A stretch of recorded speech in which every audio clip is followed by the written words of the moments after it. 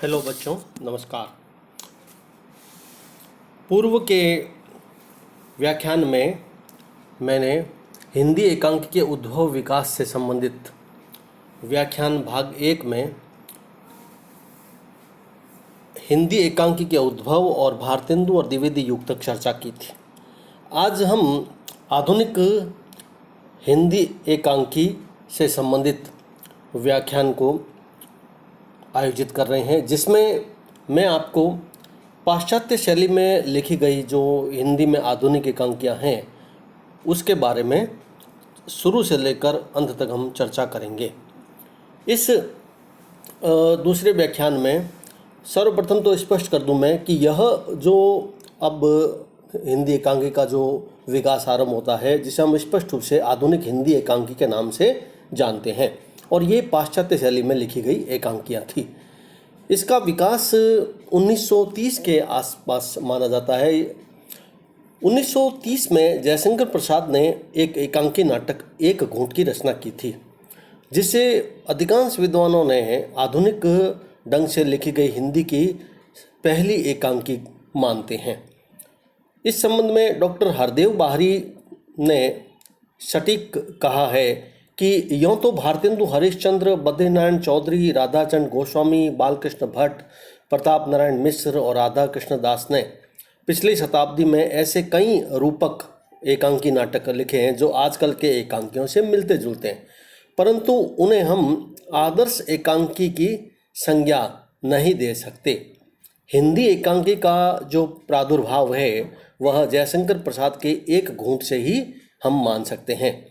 दूसरी ओर डॉक्टर नगेंद्र की मान्यता है कि सचमुच हिंदी एकांकी का आरंभ प्रसाद के एक घूंट से ही होता है।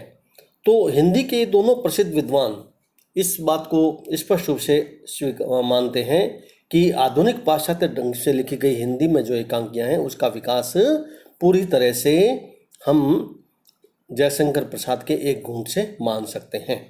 प्रसाद पर संस्कृत का प्रभाव रहा है, इसलिए वे हिंदी एकांकी के जन्मदाता तो नहीं कह सकते, किंतु एकांकी की जो टेक्निक एक घूंट में हमें मिलती है उसका समर्थन हिंदी के अन्य विद्वानों ने भी किया है। उनमें सदगुरु शरण अवस्थी, डॉक्टर सत्येंद्र आदि विद्वान हैं।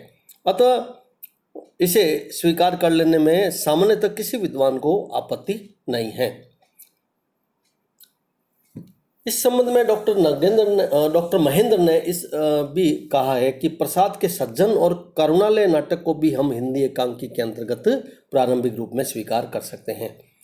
जयशंकर प्रसाद के एक घूंट के पश्चात हिंदी में अनेक एकांकी के लेखक हमारे सामने उपस्थित हुए हैं, जिनमें कामेश्वर नाथ भार्गव का एकांकी विशप्स कैंडलस्टिक्स जो वास्तव में पाश्चात्य एकांकी थी, उसका अनुवाद उन्होंने पुजारी शीर्षक से हिंदी में प्रस्तुत किया था। इस प्रकार के जो अनुवादित जो एकांकी हैं वे काफ़ी ज़्यादा चर्चित रहे हैं, और 1938 में हंस का जो एकांकी एक विशेषांक प्रकाशित हुआ था उसमें हिंदी के लेखकों को एकांकी कला के संबंध में एक प्रकार से बहुत सारी नई नई जानकारियाँ और नई नई बातें उन्हें मिली थी। दोबारा मैं आपको स्पष्ट कर दूं कि 1938 में हंस पत्रिका, जो साहित्यिक जगत की एक बहुत प्रसिद्ध पत्रिका है, उसका एक विशेषांक एकांकी के संदर्भ में प्रकाशित हुआ था, जिसके संबंध में हिंदी के एकांकीकारों को नूतन जानकारियां प्राप्त हुई थी।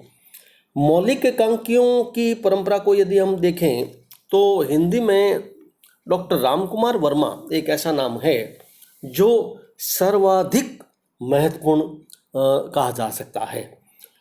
उनका बादल की मृत्यु जो 1930 में ही प्रकाशित हुआ था, कई विद्वान इस बादल की मृत्यु एकांकी को भी हिंदी की प्रथम एकांकी रूप में तक में स्वीकार करते हैं, लेकिन यह स्पष्ट है कि एक घूंट के पश्चात ही चूंकि इसका प्रकाशन हुआ था, इसलिए कला की दृष्टिकोण से भले ही हिंदी की सफल एकांकी मानी जा सकती है, किंतु जन्मदाता के रूप में हम सामान्य रूप से प्रसाद की एकांकी नाटक को ही मानते हैं। इस बादल की मूर्तियों में काल्पनिकता, काव्यात्मकता अधिक मिलती है और नाटकीयता के जो तत्व हैं वे भी इसमें विद्यमान हैं। डॉक्टर रामकुमार वर्मा के कई एकांकी संग्रह प्रकाशित हुए और वो लगभग सभी बहुत प्रसिद्ध हुए थे और जिनका मंचन भी हुआ। मैं कुछ प्रमुख नाम आपके सामने स्पष्ट कर रहा हूँ। उसमें पृथ्वीराज की आंखें, रेशमिटाई, चारुमित्रा, विभूति, सप्तकिरण, रूप रंग, कौमुदी महोत्सव, ध्रुवतारिका, ऋतुराज, रजत रश्मि, दीपदान, कामकंदला, इंद्रधनुष, रिमझिम आदि हैं। डॉक्टर रामकुमार वर्मा की एकांकियाँ हैं, उनके हम 2-3 विषय रख सकते हैं अलग अलग। एक तो उनके एकांकियों का विषय ऐतिहासिक है, दूसरा सामाजिक मान सकते हैं मुख्य रूप से। किंतु उनके एकांकियों में आदर्शवाद का जो दृष्टिकोण है वह बहुत ज़्यादा दिखाई देता है। उनकी रचनाओं में एक प्रकार से हम लोगों को एक संदेश देती हुई वो एकांकियाँ हम उसे कह सकते हैं।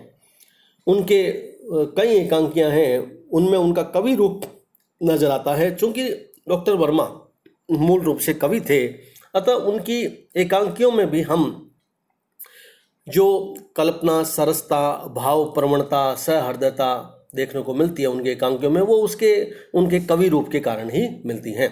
सामान्य रूप से डॉक्टर वर्मा की एकांकियाँ जो हैं उनमें शैली में सरसता एवं प्रौढ़ता मिलती है। आपको मैं स्पष्ट कर दूं कि यह डॉक्टर रामकुमार वर्मा हिंदी साहित्य के सेकेंड ईयर के दूसरे प्रश्न पत्र में टिप्पणी के रूप में कई बार पूछ लिया जाता है, इसलिए इनके बारे में थोड़ी सी विस्तृत चर्चा करके आपको मैंने जानकारी प्रदान की है। इसको आप पुनः अच्छे तरीके से सुन करके इसके नोट्स के रूप में भी आप इसको बना लें। डॉक्टर